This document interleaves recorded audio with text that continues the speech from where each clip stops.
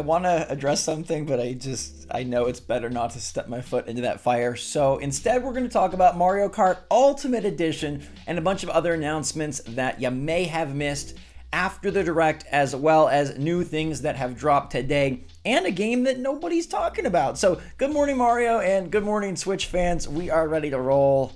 I rolled into a trap. I did not know that advocating for lower prices for gamers was a bad thing. People are always telling me how they're trying to budget so much money to buy all the games.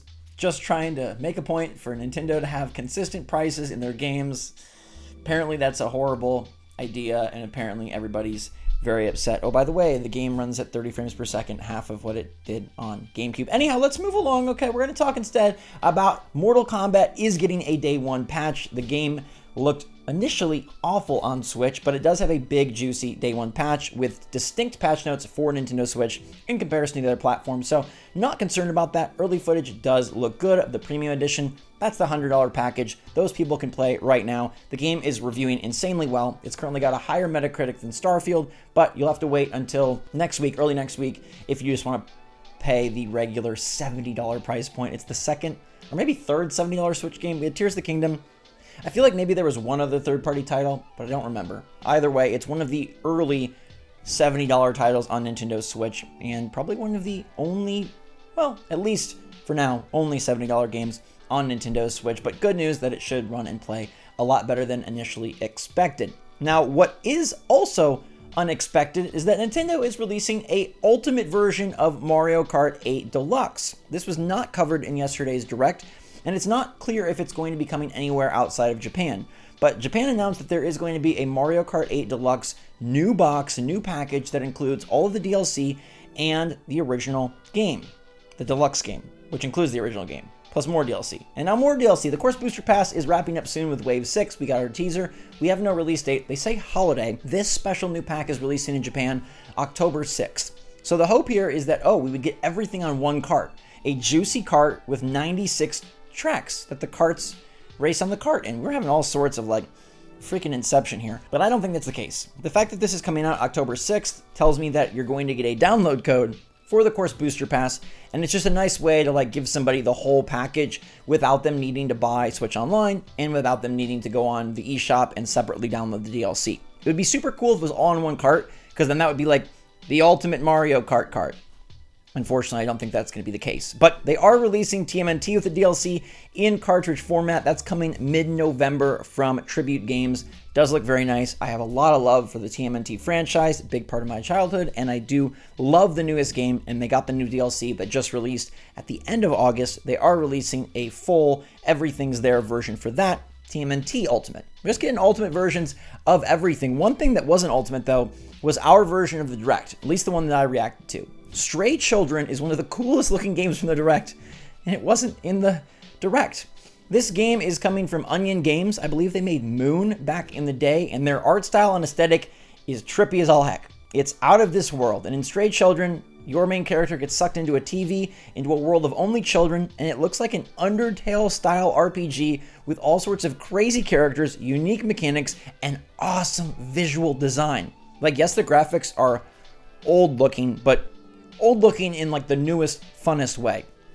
They did confirm that this game will be localized outside of Japan and is coming to Western markets as well, but it didn't show up with the Direct. And that makes me sad because in a Direct where it was a lot of rehashes, we could have used more new. I wonder how Nintendo decides which things to put in which presentation. In our presentation, we got double footage from Mario Kart 8 Deluxe Wave 6 when they initially showed it, and then they're like, let's remind you of the calendar. We also got a construction update. Gonna go down as one of my favorite moments in Nintendo Direct history, the Nintendo Direct where they had a construction update. Love that a lot. But we didn't get Stray Children, and I hope you agree with me that Stray Children looks really darn cool. No release date as of yet. It's definitely going to be a 2024 game at best, but I'm keeping my eye on this one. It's got those Undertale vibes, it's got unique RPG vibes, and I think it has just an absolutely incredible art style that will entertain no matter how the game ends up turning out.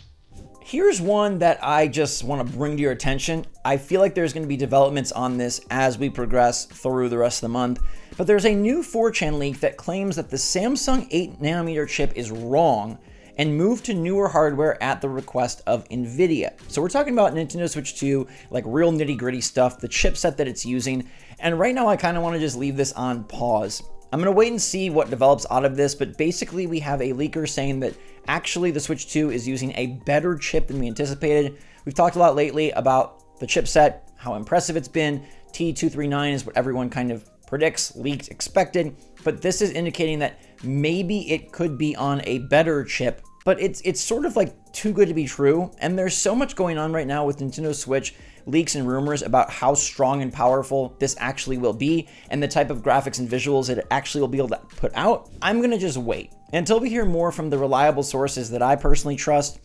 This is just kind of like up in the air. I would love for Nintendo to get to an even stronger chip. You know, we've heard about T239 for years now, and the idea to this leak is that, oh, that's what they were using back in, 2020 when this initially was going to come out, and then all of the issues with COVID and with all of the production delays and with all of the factories grinding to a halt. Okay, well, now they're going to upgrade because it's years later and they're going to be on a newer chipset, which again would be great.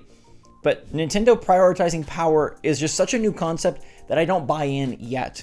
I do believe the things from Gamescom that, okay, it looks really good. They're able to use DLSS to achieve incredible results for a handheld system.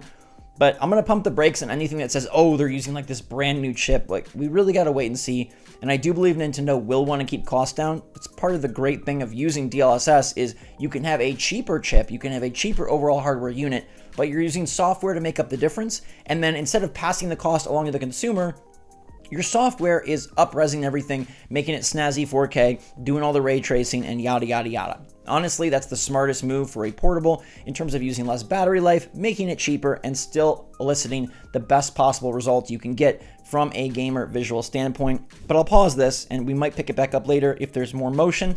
I do think we'll start hearing more and more. As you saw, the Direct kind of signals the end of Nintendo Switch. They really are grinding things to a halt. We've got a lot of remakes, a lot of remasters. Don't even get me started on the difference between the two. And we've got a bunch of games that feel like they're filling smaller niches coming out in the early parts of 2024. And big gunners like Metroid Prime 4 were nowhere to be seen. So I'm sure we'll get a lot more on Switch 2 in the coming weeks and months. I don't know if we'll get anything on games, but I do think we'll get more on the system so we can touch on the actual chip and stuff as we progress and as we learn more and more and hear more and more, hopefully from developers and other leaks about what exactly is going to be in this system and how it's positioning itself power-wise in comparison to its Sony and Microsoft competitors. I said I wouldn't step in this, but I'm going to step half in it just because we're at the end of the video. I feel like the angry people probably aren't watching anymore.